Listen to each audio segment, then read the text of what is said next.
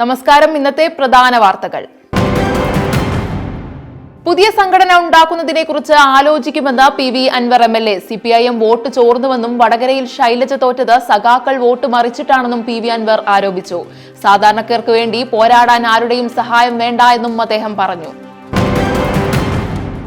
PV Anwar MLAയുമായി പാർട്ടിക്ക് യാതൊരു ബന്ധവുമില്ലെന്നും CPMനെ ഇല്ലായ്മ ചെയ്യാൻ ആര് ശ്രമിച്ചാലും നടക്കില്ലെന്നും CPM സംസ്ഥാന സെക്രട്ടറി MV ഗോവിന്ദൻ. LDFുമായി ബന്ധം വിച്ഛേദിച്ചെന്ന് അൻവർ നേരത്തെ വ്യക്തമാക്കിയിരുന്നു. കർണാടകയിലെ ശിരൂരിൽ ഗംഗാവലിപ്പുഴയിൽ നിന്നെടുത്ത ലോറിയിൽ കണ്ടെത്തിയ മൃതദേഹം അർജുന്റേത് തന്നെയാണെന്ന് സ്ഥിരീകരിച്ചു. DNA പരിശോധനയിലൂടെയാണ് ഇക്കാര്യം സ്ഥിരീകരിച്ചത്. DNA ഫലം വന്ന സാഹചര്യത്തിൽ മൃതദേഹം നാട്ടിലേക്ക് എത്തിക്കാനുള്ള നടപടിക്രമങ്ങൾ ആരംഭിക്കും.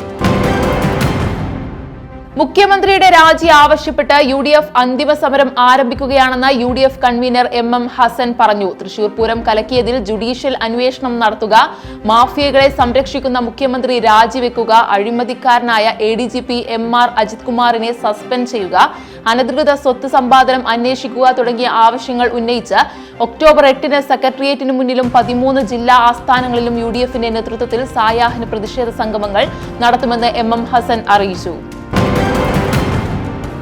അന്തരിച്ച CPM നേതാവ് MM ലോറൻസിന്റെ മൃതദേഹം വൈദ്യ പഠനത്തിന് വിട്ടുനൽകാനുള്ള കളമശ്ശേരി മെഡിക്കൽ കോളേജ് ഉപദേശക സമിതിയുടെ തീരുമാനത്തിനെതിരെ മകൾ ആശ ലോറൻസ് ഹൈക്കോടതിയെ സമീപിച്ചു. MM ലോറൻസിന്റെ മൃതദേഹം പഠനാവശ്യത്തിന് ഏറ്റെടുക്കണമെന്ന കളമശ്ശേരി മെഡിക്കൽ കോളേജ് സമിതിയുടെ തീരുമാനം ചോദ്യം ചെയ്ത് ആശ ഹൈക്കോടതിയിൽ ഹർജി നൽകി. പ്രതിപക്ഷ നേതാവ് രാഹുൽ ഗാന്ധിയെ പ്രശംസിച്ച് ബോളിവുഡ് താരം സെയ്ഫ് അലി ഖാൻ. രാഹുൽ ഗാന്ധിയുടെ പ്രവർത്തനം ഗംഭീരമാണ്. ആളുകൾ പരിഹസിച്ച കാലത്തെ കഠിനാധ്വാനത്തിലൂടെയാണ് അദ്ദേഹം മറികടന്നതെന്നും താരം പറഞ്ഞു. രാജ്യം വ്യക്തമായ സന്ദേശം നൽകിക്കഴിഞ്ഞെന്നും ഇന്ത്യയിൽ ജനാധിപത്യം അതിജീവിക്കുന്നതിൽ സന്തോഷമുണ്ടെന്നും ലോക്സഭാ തിരഞ്ഞെടുപ്പ് ഫലം സൂചിപ്പിച്ച് സെയ്ഫ് അലി ഖാൻ പറഞ്ഞു.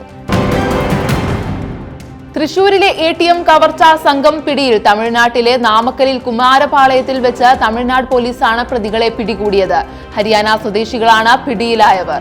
പോലീസും കവർച്ചാ സംഘവുമായുള്ള ഏറ്റുമുട്ടലിൽ സംഘത്തിലെ ഒരാൾ കൊല്ലപ്പെട്ടതായി വിവരം. ഒരു പോലീസുകാരനും പരിക്കേറ്റു. പ്രധാന വാർത്തകൾ ഇവിടെ അവസാനിക്കുന്നു. നന്ദി, നമസ്കാരം.